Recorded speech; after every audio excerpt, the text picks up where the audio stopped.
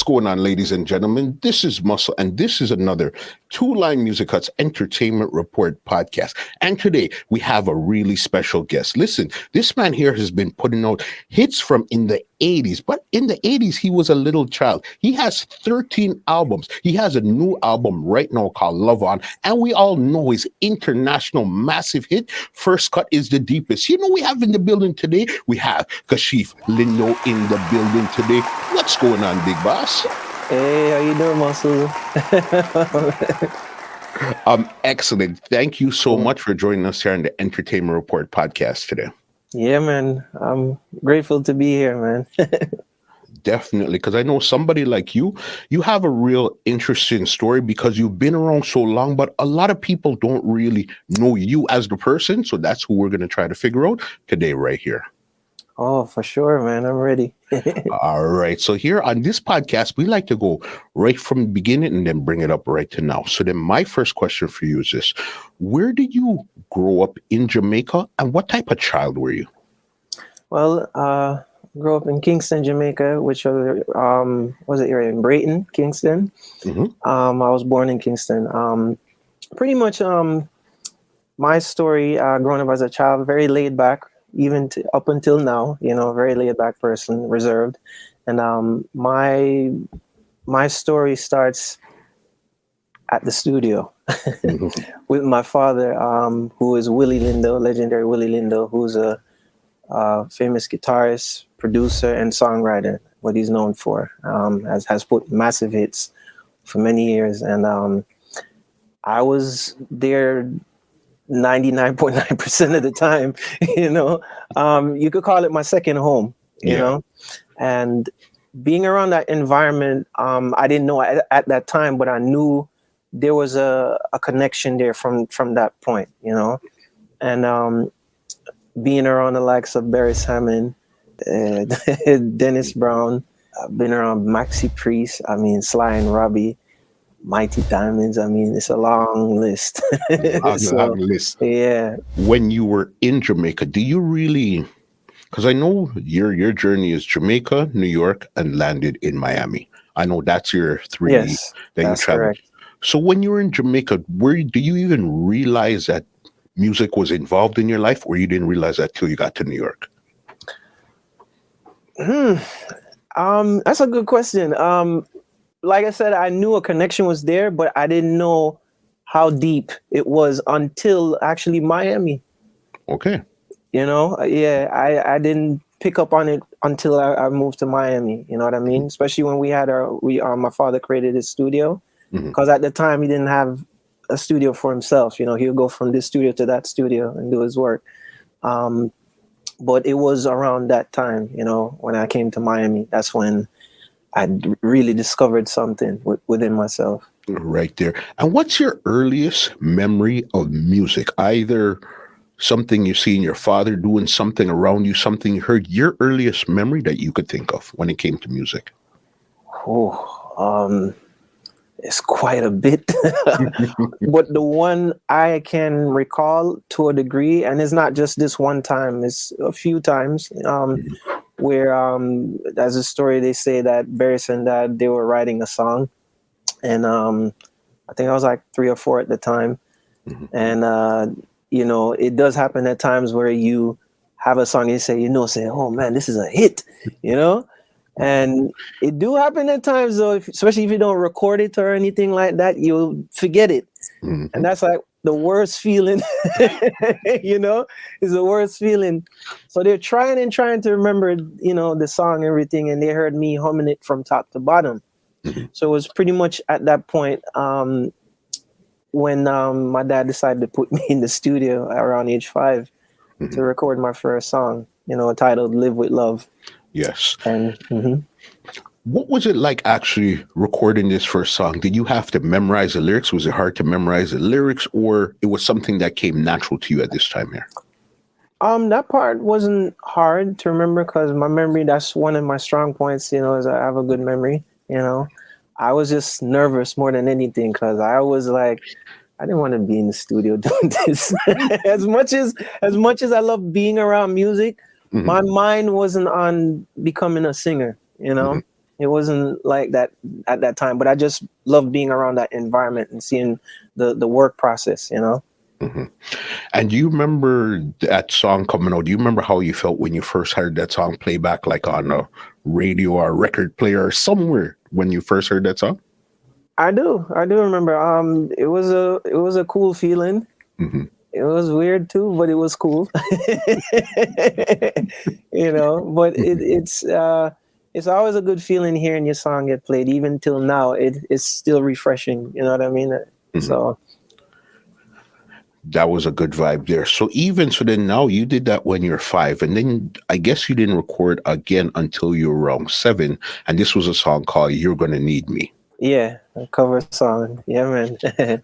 How did you come up with this? 'Cause I guess clearly at this time it's still you and your dad, or you and your parents still making the decisions what direction you're going in.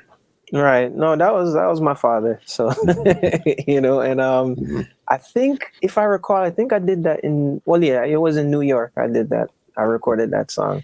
Hmm. Yeah, same vibe. Didn't want to go in the studio to record it. You know, but Yeah. yeah, no, I did it. Yeah, man. Hmm. How did your dad meet Beres Hammond in the first place? Oh, he would have to tell that story. That was before I was born. Yeah. That's all I could say, you Hmm. know. But I mean, from them time, I think it was in the early '70s. I believe Hmm. early '70s they met. Yeah, Hmm. man. And you're very good friends till today.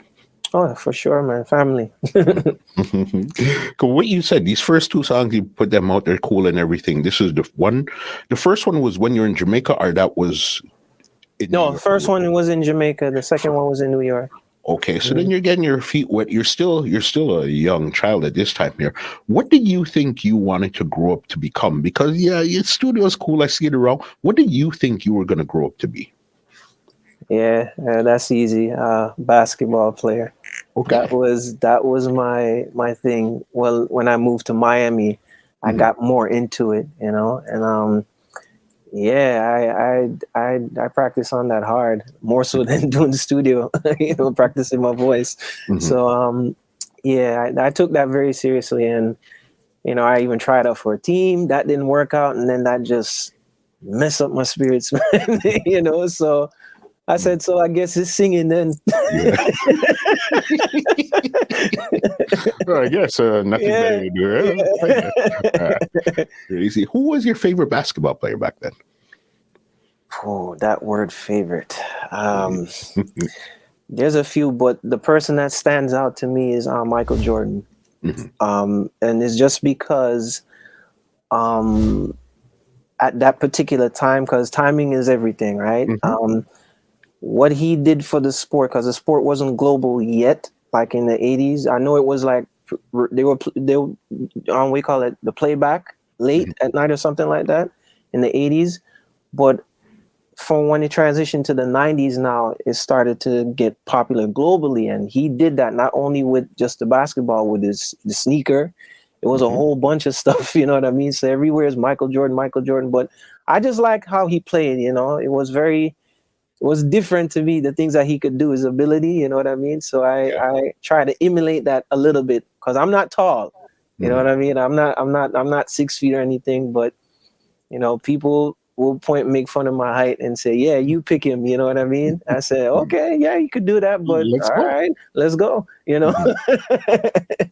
Yeah, but that was the player for me, and amongst other players, you know. Mhm. Yeah, But man. that was the one that you looked at, because to me, Michael Jordan is brand basketball. When you think of basketball, you think of Michael Jordan. Yeah. When you think of boxing, like in the 80s, 90s, you think of like a Tyson. Or if you're Hmm. going back a bit, you'll think of a Muhammad Ali. But Right. that's brand, Right. whatever they are. Right. True. No, man. Mhm. True. You understand it. All right. So you're doing basketball and stuff. So you didn't have any other profession where you say, okay, if basketball didn't work out, I'll go become a lawyer or a doctor, anything. It was strictly just basketball you were interested in? Um, and one time, a mechanic. Okay. From one time,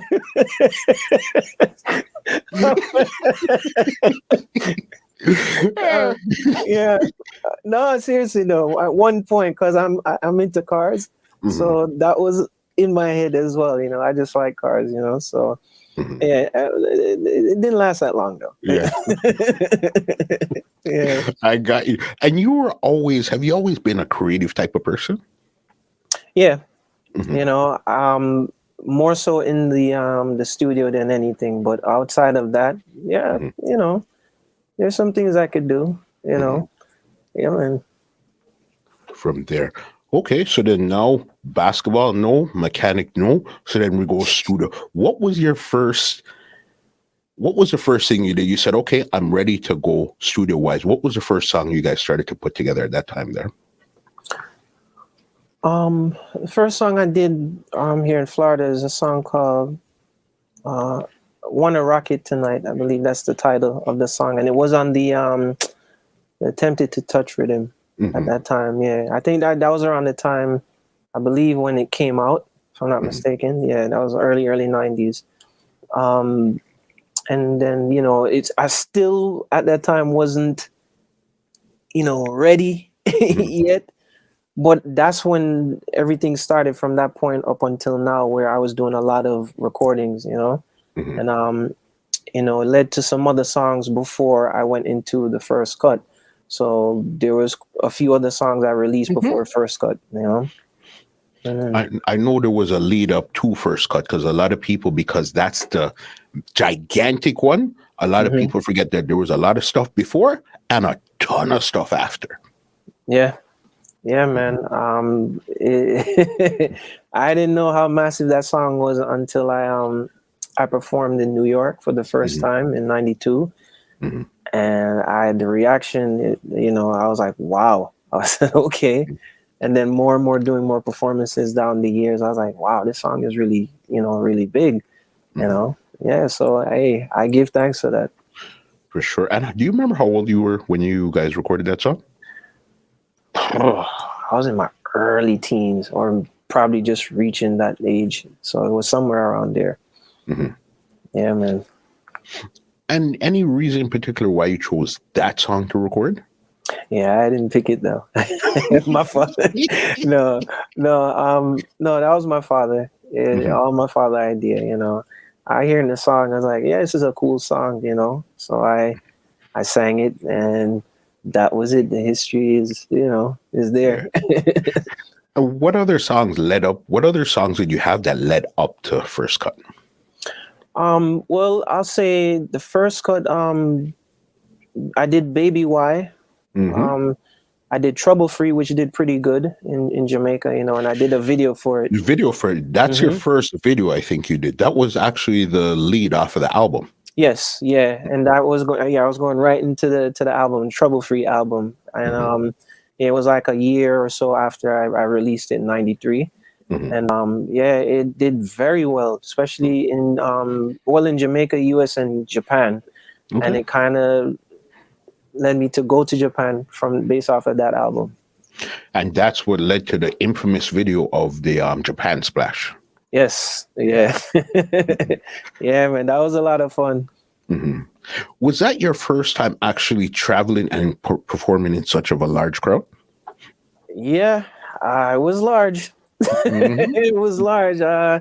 And surprisingly, like, they know the songs, the words and everything to everybody's song, and it is his first time experiencing that the show's over and people are still standing there waiting for more. It was like, wow, okay.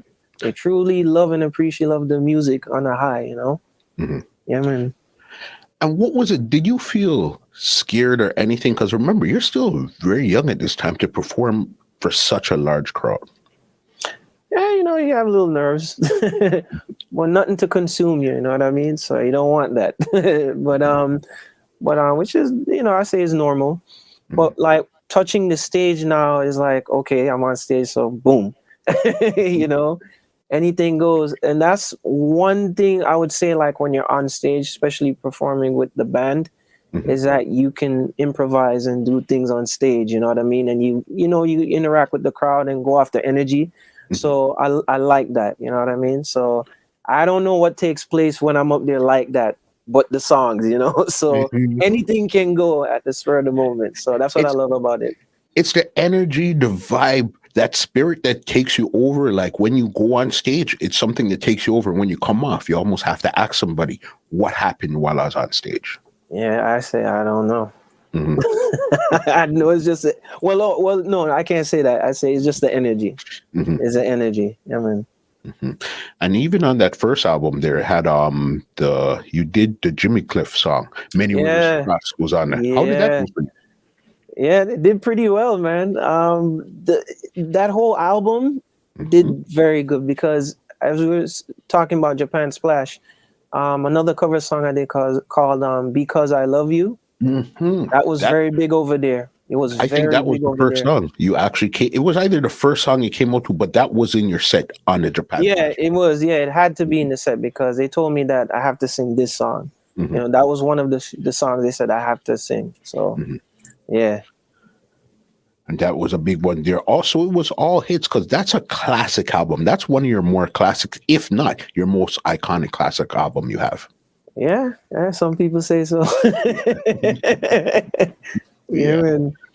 No, that's a big one there. So even now, you're in your young teens. Your friends in Miami, are they listening to reggae also? Or what are your friends listening to?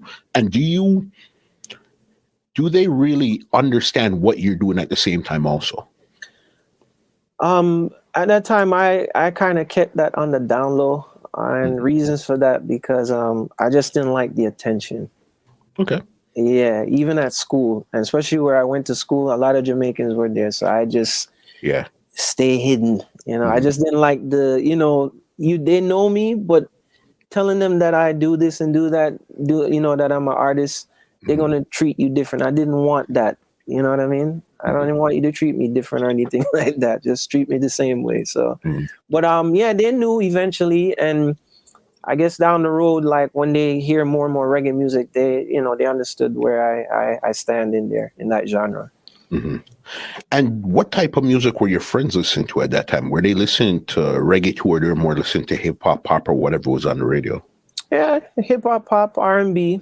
That's what they listen to mostly. And I'm assuming down the road, or maybe at that time they were listening to reggae, but now I know for sure they do listen to reggae music.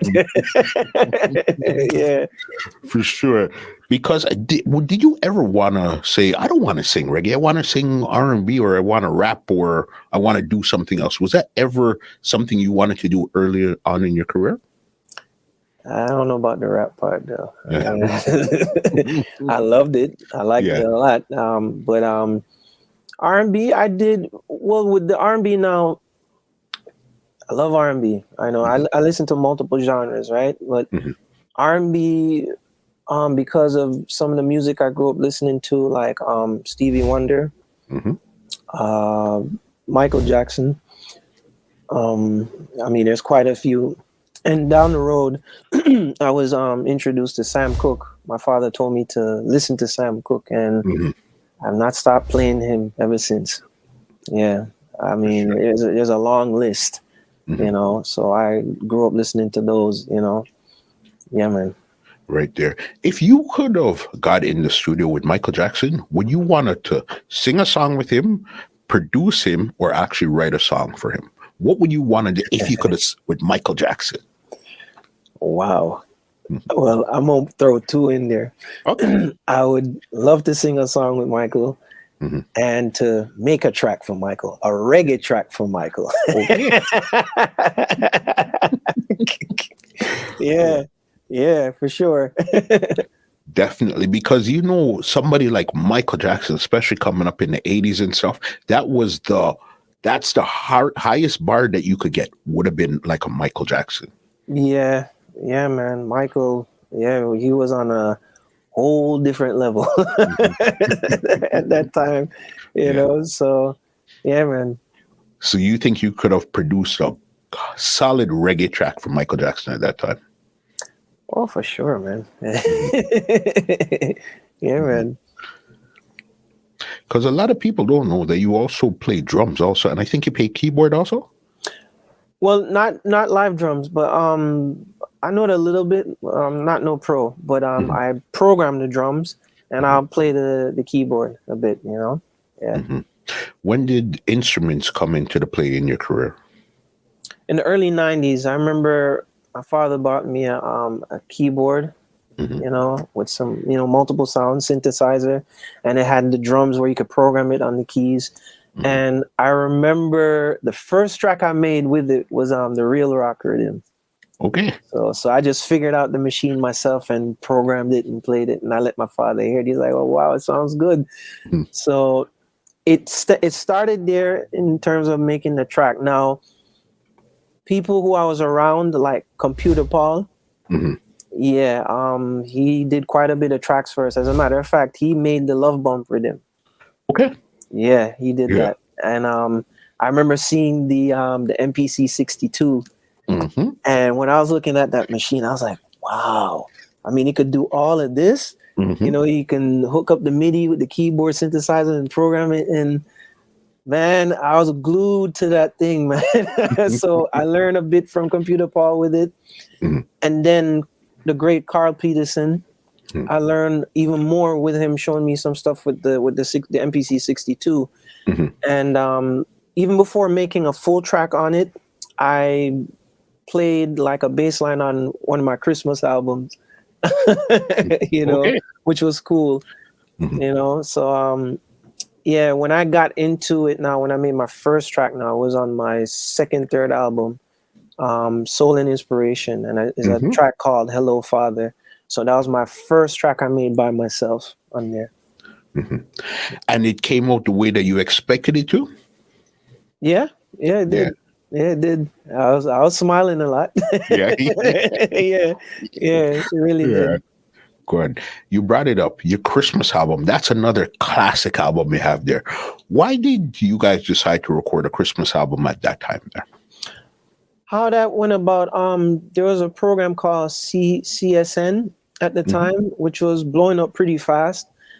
They asked me to come on and sing like some Christmas songs. The album wasn't even set yet. This was in '93. okay. And I did like 3 songs. We made the tracks quick. When my Mhm, dad had made the tracks quick. And I did a performance on there. And after that, leading to '94 now, we decided that let's do a Christmas album. yeah. So and it came out in late '94, Mhm. so that's how that came about. All right. Because again, something like that is a smart move, especially early, is because as long as Christmas comes around, Hmm. you'll have a sale of something. And I mean, somebody's Hey, gonna buy something every year. true. That's true. Yeah, I man. mean, that's good there. When was the Apollo performance? When was that in your career? That was in '98. That And was it was at the time when what was it, the other album on What Kind of World? mhm, And this was distributed by VP Records, my first distribution with VP Records. mhm, The album titled What Kind of World, mhm. in '97. I don't want to misquote, but I think it goes like, I think the person who brought me on the Apollo, they saw me perform in New York, and then they wanted me to go on there, Okay. which was pretty cool. And to to actually perform at the Apollo as a special guest was, I'll never forget that moment as long as I lived. Especially Mhm. see my name on the marquee, Yeah. and to perform in front of a different set of people, the crowd. It was really something.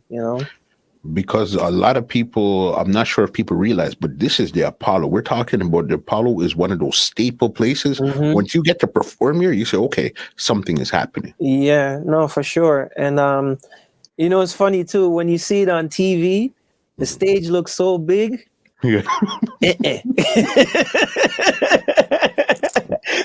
when when you're there, Yeah. I was like, "Where's the rest of the stage?" Because because I'm like standing right beside the log that everybody rubs on. Hmm. Yeah, I made sure I rubbed it. Yeah. I mean, a lot of greats was there. So Hmm. yeah, but it was a memorable moment, man. I loved every bit of it. It was really great. It was great. Hmm. Because I know there you performed one of my favorite, this is my favorite Kashief Lindo song, which is No Can Do. That's my favorite song, period, right across the board. Yeah, man. Yeah, man. That song came out in '97, Mhm. and one thing I love about that song is it's an original song my father wrote. Okay. So yeah, as a matter of fact, there's two songs on that rhythm I did, and that wasn't the first song. It was That another was the song first one. before it. Yeah, it was Mhm. another song before it, and my dad was like, this is good, but he came up with something else. Mhm. And then when he had me sing this, and I remember at the time, Anthony Cruz was here at the time, Mhm. and brought him in, and other people in, say, which one y'all like better, this one or this one? Everybody picked No Can Do, Yeah. including me. So, so, and the rest is history, you Mhm. know? Yeah, No, man. that's a monster song. It's just, it has this energy to it that, as I said, that's my favorite song, right? Hands off. You know what I mean? Wow. Yeah, that and song. and big up to Carl Peterson for making that track, man. Mhm. Yeah, man. So, yep. Definitely. Because even the same album we were talking about earlier, the one that came out in 98, which is What Kind of World, you Mhm. had a song on it called I'm a Big Man Now. Why did you decide to put out a song like that at that time there? At that time, I was in my late teens, so it was a great introduction for that album, just growth, pretty much, Mhm. and I love that song on the album too. Yeah, definitely. Because even what was a transition like for you going from a young child to now going into your teens and stuff? Your voice is going to change and all that. What was that period like for you? Yeah, I remember that. It was tough. I'm not gonna lie, because I remember the song that I recorded too, where I started to really feel it, Mhm. and it was another big song of mine titled "I Want Me Somebody," Yes. and Yes. that was a song where I was singing lower than normal, Hmm. and then in the verse and then leading into the chorus, the pitch goes up a little bit. Hmm. So I remember that it was rough. I'm not gonna lie, it was rough, but then I'm grateful for it because now I developed a low range and still maintaining my higher pitch, so Hmm. which was good. So higher pitch came naturally at first because clearly that's where your voice was, and Hmm. then low came after. So then you had to almost like relearn your high pitch. Um, Not so much, Hmm. not so much, it was more so the low Hmm. side of it. So the high pitch, I had to adjust to it a little bit, Hmm. but it wasn't that too difficult, Hmm. Yeah, man. For sure, because I know even throughout your career, it's usually in house. You do a lot of stuff in house, but I've known that you ventured out one and two times, and I know that you recorded a song for Taxi Gang. Which one? right away. Right away. Which one is that again? How many songs did you record for Taxi Gang? Well, one I did with recently on the album. Okay. Um, I don't think it was many. Mhm. Um, but it was on this album, Love On, and then a few. I think there was another one called oh man, I think it was on the Baltimore rhythm. Wow, I can't believe I forget my own song. You have Yeah, so much. I get it. yeah, but Because yeah, this one has you're on one side and Spanabana's on the next side of the record. really. Hmm. Oh wow, I didn't Taxi know Gang. that. Did you actually work with Sly and Robbie, or was they sent you the track you recorded and sent it back? Well, that's a big history right there with Sly and Robbie. Um, they play a big role in our projects, you know. And even Sly learned a lot from with the drum machine, Hmm. a lot, and Robbie Shakespeare, rest in peace. I learned a lot from him, even with bass and stuff like that. So, Have you ever worked in the studio with Robbie Shakespeare? oh yeah, oh yeah, Hmm. oh yeah. As a matter of fact, like I said, Robbie would play a lot of bass for us, 90 something% of the time. So, as a matter of fact, I'll even show you. Okay. I'm gonna do this. You see that chair sitting in the corner right there? Yeah. That was Robbie's spot. Every time when Robbie come to play bass, Yeah. that spot, and I'll leave the bass right there every time. Yeah. For how many years, and yeah, man. Sly and Robbie, that was a regular thing. You know what I mean? That will always make tracks for us and stuff. So, yeah. Is there any one story or one moment with Robbie Shakespeare in particular that sticks out in your mind that you'll never forget? Either something he said to you, he did, he showed you a conversation, something. There's a few, but the one that stood out to me, and I said it to him a few years ago, and I said, Robbie, to me, Robbie is a very unique bass player, and why I say that is that Robbie will have like 6, 7, 8 lines one time in his head. And anytime Robbie come, I have to make sure to prepare like multiple tracks for him to record on, And he comes up with some unique lines, you know what I mean? Sometimes he'll play one note straight through a song with some different chord change, and I'm like, yo, wow. So I ask him, I say, man, yeah. Well, not ask him, I say, high respect to you, Robbie, man. I mean, him say, yeah, man, give thanks, Kashief. So, yeah, man. No, it's really a blessing to be able to work with somebody like that, even if it was once. But as you said, if it's something where they did a lot of the rhythms and stuff, that's a lot of work with somebody like a Robbie Shakespeare and a Sly Dunbar. Oh yeah, and what I like too. Again, this goes back to when I was a toddler up until now. Like when I see them all together working. That's the greatest thing to see. You know what I mean? And I would always get my camcorder, now cell phone, and record them. All of them in the room one time. You know what I mean? To document it, because I mean they play a major role in our genre. You know what I mean? So I know I don't take that lightly. You know what I mean? And I give thanks for every moment that the works that they put in. For sure. No, that's amazing right there. I know that clearly this musical gift is something that runs in the family. Your dad, you, and your sister. Yeah. You understand? When did you discover that your sister could sing, or she had it in her also? Oh, wow. Nikisha was like 1-2 years old, man.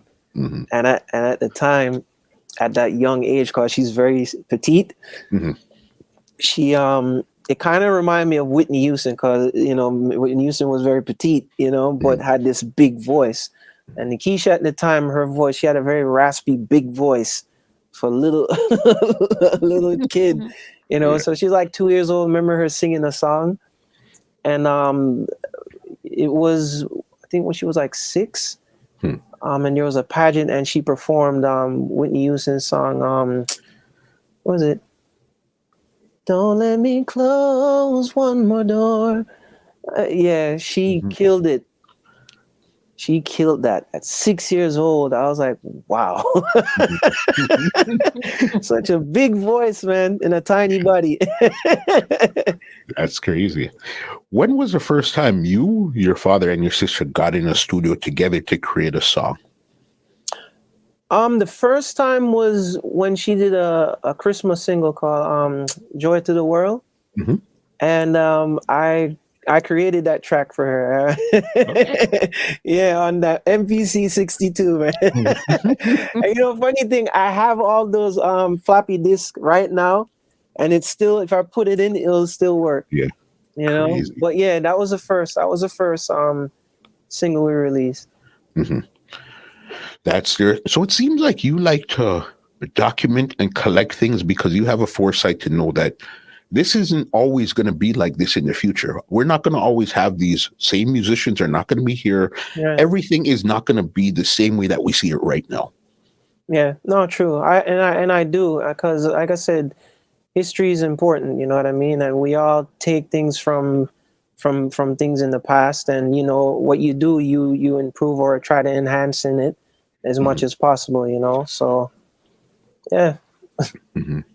Want to talk about some of the people you collaborated with, because you haven't done a lot of collaborations, but you've collaborated with some good people. Nadine Sutherland, how did that collaboration come around?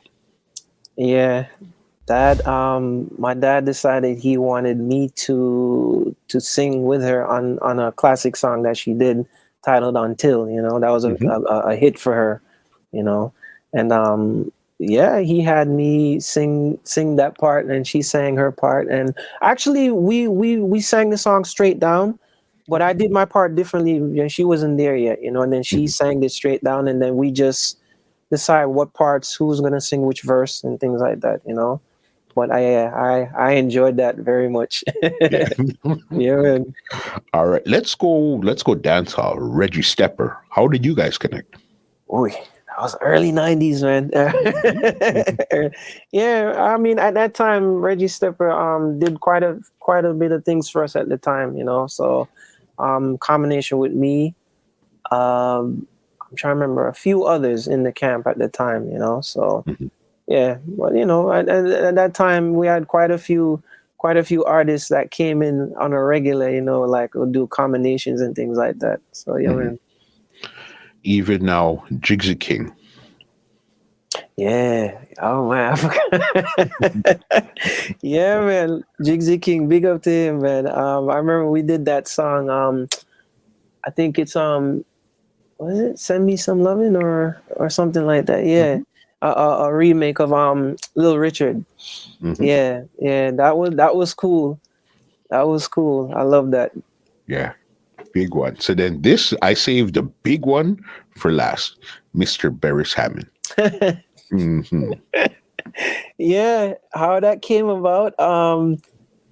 The song was really a commercial for Jamaica, if I remember correctly. Yeah, it was a commercial, and then my dad decided to put me on it, but the track wasn't long enough. So what I did, I sang at the part where Beres was singing as well, and then they extended it and then made a song out of it, and that's how that came about. And that was on the Soul and Inspiration album. Yes. Yeah, because those collaborations there are big. Is there anybody that used to come to the studio, you've seen them around a lot, and they happen to pass on where you didn't get a chance to do some music with them that you now looking back, you would have loved to work with them? That's a lot. I know Shaggy came here more than once. Yeah, it's a lot. That passed through is a lot. I remember Shaggy though for sure. I'm trying to remember who else came through. It's quite a bit, to be honest with you, to remember. But there was a few that I definitely would have loved to do something with. Okay, I'll make your job easier. People that passed on now, that they're no longer with us, that passed on, that you've seen that they were in the studio, that, man, now that you look back, you wish that I've actually did some work with them. In the studio here. Well, for the most part, I've done stuff with them. I'm trying to think. That kind of tough to be honest. But obviously Robbie Shakespeare is one. And I'm trying to think real quick, but I think for the most part, most of them that pass through here, I've done work with. Because I know you somebody like you that's still so young. You've put out 13 albums you have now? Yeah. How do you put out so much albums in such a short period of time? That's a good question. No, I just record. Normally, like especially in the early 90s when I put out my first album, it was always like a year or two after we would release the next one, just to stay consistent. It wasn't really carved in stone to say that we got to do it at this particular time or anything like that, until, we came up with a certain amount of songs and say, okay, all right, this is where we're going, this is the direction, and then you pick a release date. But I didn't really keep count, to be honest. It's just a few years back, looking at it, realizing that I'm gonna end up with album number 13. And the funny thing is, the album that's out now, it's 9+ years with the previous one. Yeah. Which is a wide gap to put out an album. I mean, I've put out other things on compilation albums and singles, but still 13, is a pretty decent amount. What would you say out of the 13? We'll make your life easier. Give me your favorite 3 albums. And it doesn't have to be because it sold the most, it did anything. You might have just been in a space that you like something. Your 3 favorite albums and why? Oh, all right. I'm gonna take out the word favorite out of it. Okay, what are you gonna replace favorite with then? All right. Well, I'll say this. I'll say it like this. 3. Yeah, that's gonna be a tough one. The first one I would say is a Trouble Free album, my first album, and because it's my first, and for what it did, you know what I mean, that put me on the map as well. I mean, obviously First Cut did that, but the album itself led me to go to Japan, so that was a big deal, you know what I mean, and seeing myself on the front cover of Rhythm magazine and things like that is a very huge deal, The next one I would say, no particular order, would be We Need Love. And the reason for that is that was my first all original album. All songs are original, no covers or anything like that. And that's the one that came out in 99. Yes, that's correct. Yeah, that one. And also it won Album of the Year on the Reggae Soca Music Awards, which which was a big deal too, So, and the last one's kind of tough.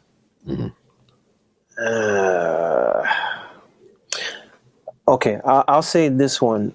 I'll pick this one for this reason. A reggae tribute to Michael Jackson. And the reason why is because that was an artist I looked up to a lot, and I was more so just paying tribute to him, and my respects to him for, his legacy that he left behind, So I say those 3. For sure. Why do you think I asked you about Michael Jackson earlier? Because I know that's definitely somebody that Okay. Okay. Wait, repeat that again? No, because I know Michael Jackson is somebody you definitely look up to. That's why I said, you know what? Let me ask you about Michael Jackson here. Yeah, I, from Jamaica, know about Michael, grew up listening to him, and I don't know, his energy was different. It just seemed very natural. It wasn't like put on or anything or forced. You know what I mean? That's what I got from him, even at an early age. I mean, obviously he grew up in the industry. I mean, he started at 5-6 years old too, and the road he took to not have that childhood that he wanted at the time. I can only imagine how difficult that was. But the other side to it, it paid off in such a massive way that the whole globe know who Michael Jackson is. You know what I mean? So the impact that he left is very big, especially in my life, So, and to pay a tribute to him, a reggae tribute to him, was an honor and a pleasure to do that, Yeah. Has there been any point in your career where you fell out of love with the business itself? A few times. You're like, I'm done. I'm done. There's times it can get frustrating. Not frequent, but for the most part, what I'll say that I'm grateful for is that I had a stable foundation, from day one up until now. So what kept me going in it, you know what I mean? So, and that push that I did need from my father, because he did push me and I needed it. And I look back at it now and I give thanks for it, that he did push me, you know, because I understand that this is my craft, my field, and, you know, and I will continue to make music for people. You see, the good thing with it is, even though you sing reggae, and if you look at a lot of the artists that were singing reggae in like 70s, 80s, even 90s, early 2000s, they'll always tell you horror stories about the business, this and that, that and this. But you seem to be extremely lucky, as you were basically born into it. So you didn't have to, you were shielded from all of the crazy stuff that happens Facts. outside. Yeah, facts. Yeah, because that's due to my father. You know, there's a lot of things I learned from him. You know, just conversations he would have among his peers and stuff. You know, that was my school. You know, was just listening and taking in information. You know, and certain situations you see it happen. You know, so things to do and what not to do is what I learned. You know what I mean? And I learned that from him, and it wasn't even. He wasn't telling me directly, but just hearing him talk, yeah, that was good. That was good enough. Yeah, man. You learn, and plus having a label that's putting out all these crazy hits, you don't have to go, okay, let me go try audition for somebody else or anything. This is all in-house. Right. Yeah, man. No, and that definitely helps. You know, so you know, I like I said, I just give thanks for it, man. I mean, I not much to say about that, but just give thanks, man, because that foundation is so crucial, you know, in any industry that you're in. You know what I mean? You gotta have that. That's like the core. I mean, you can't build nothing solid without that foundation laid first. You get it 100%. Another classic song you had out too was one called "See You in My Arms." You remember recording that? See you in your arms. Yeah. Oh yeah. I did that in the late '90s, and I did it for Joe Frazier label, late great Lloyd Campbell. You know, at the time when I did that, it was on the Thank You Lord rhythm, Bob Marley. Right. So coming till now, on the latest album I have, Love On, it's a remake. The difference with it is that the track itself is different. It's an original track, and I like this better. It more suits it, the song, to me. Not saying the other one wasn't good, because it was good. You know, Classic. It was very good, classic. You know, but this one, I noticed that people tend to respond to this. They responded to it very quick, you know, and seeing that response, we had to do a video for it right away. You know? What made you decide to remake that song in particular? That was my father. There was certain songs he wanted to remake back original, if there were like cover tracks. So that was one of them in the bunch, you know, and that was pretty much his mindset. Still till now, because there's quite a few more that we're gonna do that with later on. But that song, you know, who knew that is going to do this? Yeah, man. Big one there. And this is on your new album that just came out called Love On. Yeah. How many tracks? 14 tracks, digital, and the CD is 15, a bonus track on there. Okay, so it's almost like you give them an incentive to, hey, you could buy a CD too, and I'll throw in a bonus for you. Yeah. Yeah. Oh, for sure. And you said it's been about 9 years since your other project to this one here. What made you decide now is the time? Let me actually work on an album and put this together now. At the time, the previous album, the Reggae tribute to Michael Jackson, going forward from that time, there were some other things I tackled on, more so in the studio. And that's what kind of took up some time putting out the album, because we did have other songs set for another album, but we kept pushing it back because some other things will come into play, and we'll put out some compilation, various artists' albums, and things like that happens. You know, it happens. You know, but never this long. I knew it was going to take that long to put out. But you know, I think it was early last year, about a year ago exactly from now. Mhm. my father said, yeah, we got to put out the album now, and we started putting some songs together, Mhm. not knowing the direction where it was going at first, but then now I actually recorded a new song because quite a few of those songs were recorded already. I just Okay. had to brush up on some of them, you know what I mean? And but I'm grateful for this project too, because how it's structured, it's a lot of love songs on it. I Mhm. mean, that's all it will base on is love still in general. Mhm. But yeah, a lot of songs, relationships, or any way you want to take it on there, it's on there from top to bottom. And what is it you want people to take away from this album in particular? Um, well, same thing I would say with the other albums is I always preach about love and unity. You know Mhm. what I mean? And we definitely need that. And I know the times that we're in right now, based on what's going on, it's a pretty difficult time. But we do need that, and in order for that to happen, respect has to come first. Mhm. You know what I mean? And then other things will come along. But I always preach love, and that's always the message in my songs, is to get that. You know what I mean? And some songs may put you in a time period of remembering some things that Mhm. you don't want to remember,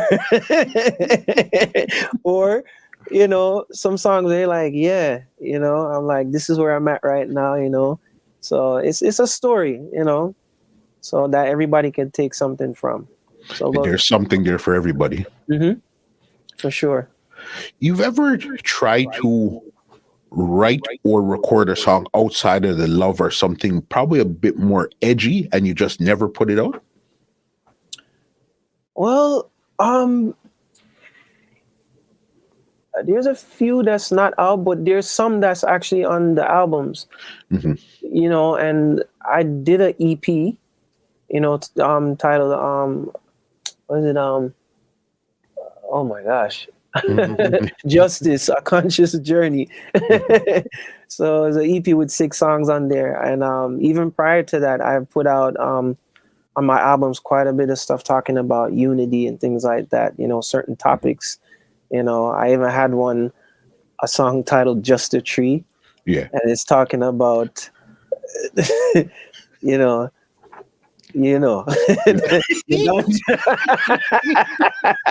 so, some people never like that, but I mean, Mhm. it's just a tree, a Yeah. natural plant, on the planet, basically. What the song is saying, So there's a Mhm. few of them like that Yeah. I've put out, and there's a few that's not out yet. Mhm. Definitely look forward to that. I got a couple more before I get you out of here. Have you ever wanted to try working with another producer just to see what you could come up with, what else is out there type of thing? I have, like inside the studio, I would say it's not many, Hmm. but I would more so say for myself Hmm. and like my brethren them, I would do more stuff with them, Hmm. and that I'm grateful for that too, because there's another side that I didn't know was there, say, until you go through it. So in terms of that, with the production with them, Hmm. is really good. It's different, than the reggae genre. So it's like a mixture of different things, trying to experiment and come up with some ideas, something fresh outside the box. Yeah. Got you. Where do you feel yourself the most? Behind the boards, in front of the crowd, or behind that mic recording a song? Mm. Uh, Not the board. Hmm. I like that though, but Hmm. the crowd. Wow. Well, I'll say that in Hmm. front of the crowd. Okay. And like I was saying earlier, it's like when you're up there, you know, improv and do things up there. The unknown Hmm. can be an exciting thing as well. So I like that. Performing in front of the crowd is a good feeling. Hmm. Good. And what are two of your most memorable shows? We're not talking about the Japan or Apollo. Two of your most memorable shows sometime in your career that you'll never forget, and why? I'll go to my very first show that I've ever done. Okay. And this was in 91. So the very, very first show I've done. And this was at Broward Center for the Performing Arts. Mm-hmm. You know, that was something. It was a pretty big crowd. So that I'll put that there first. And the second one, there's many. Boy. Mm-hmm. I'll just throw one in there. I'll say New York. New York. The first time performing in New York. That was a big crowd too. Mm-hmm. And the reception was really well. Mm. When you started singing, did you anticipate in your mind that you actually have to go perform these somewhere? You just thought you recorded and that's the end of that?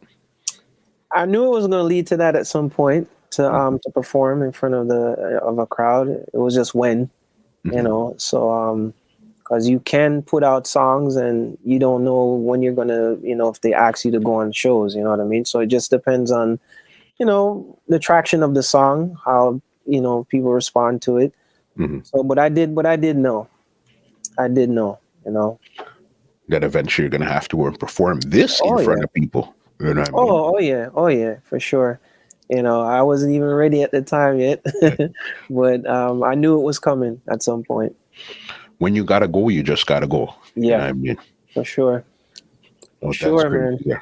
No, man, definitely. What I said, I like the fact that you've chosen the musical path from your dad till right now. You've done your own stuff too. So it's like your dad is great, but you're great in your own right also, because you've said, okay, cool, my dad is doing his work, but I have my work over here also. Well, yeah, I mean, that's what you would want, you know, and you know, I still learn from him.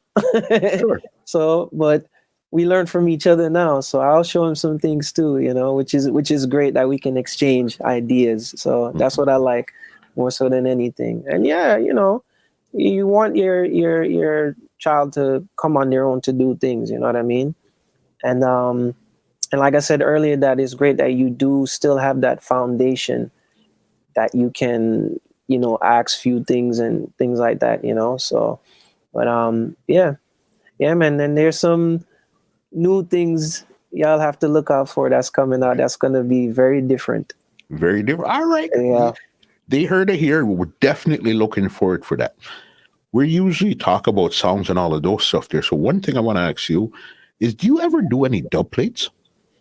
Oh, yeah, for sure. Yeah, of course. A lot. Yeah. Because I'm saying it's either been a while or I don't really remember hearing somebody play a Kashief Lindo dub plate.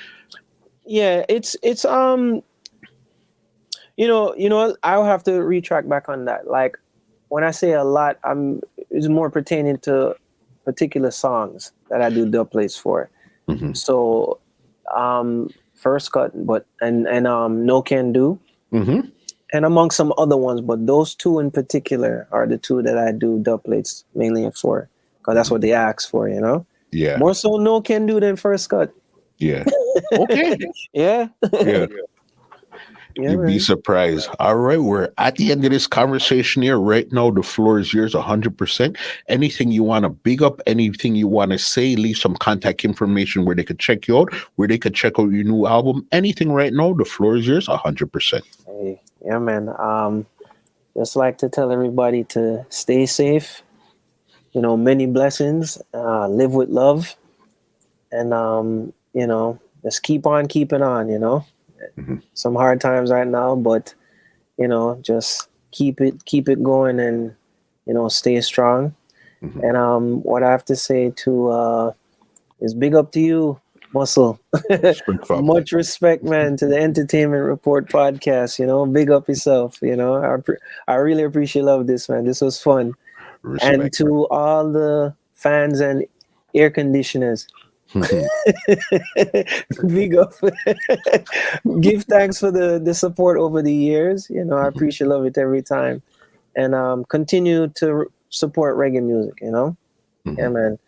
And my info now, you could go to heavybeatreggae.com. You know, you can purchase all of Heavy Beat catalog there.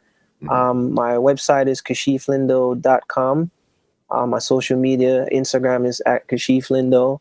Facebook, Kashief Lindo Music. Twitter, Kashief Lindo. Yeah, man. That's it. Once you have such a unique name like Kashief Lindo, it's like a blessing nowadays. You just add that to every social media, your TikTok, your Instagram, your Facebook, because it's very unique. Yeah, man. Give thanks. Big up to my parents for it. You understand? Yeah, man. All right. Before I get you out of here, you know, there's one thing I'm going to ask you for. I want to No Can Do Muscle Special before we go. What you want me to do, muscle? Play another song for you. Yes, we'll do. Yeah. What you want me to say, baby? That I'm going crazy. No way. No ifs, no buts, no maybe. Yeah. Wow. Big up. As I said, that song there, boss, amazing, epic song. And the fact that it's an original song too, that makes it even crazier. Yeah, for real, man. I give thanks for it, man. Kashief, wicked conversation, boss. Yeah, man. I appreciate it. Let's do this again, man. Definitely, for sure. And before I let you go, tell them where they could pick up the new album, the name of the album, so they could grab it right now. Yeah, man. The album is titled Love On, and you can pick it up on all digital platforms and also on our website, heavybeatreggae.com. And get your copy, man. Blessings every time. Respect. Mr. Lindo, let me give you an outro and get you out of here. All right? All right. Much respect, man. You understand. Well, ladies and gentlemen, this is Muscle, and this has been another Two Line Music Cuts Entertainment Report podcast, and we are out. This podcast is brought to you by www.twolinesmusichut.com.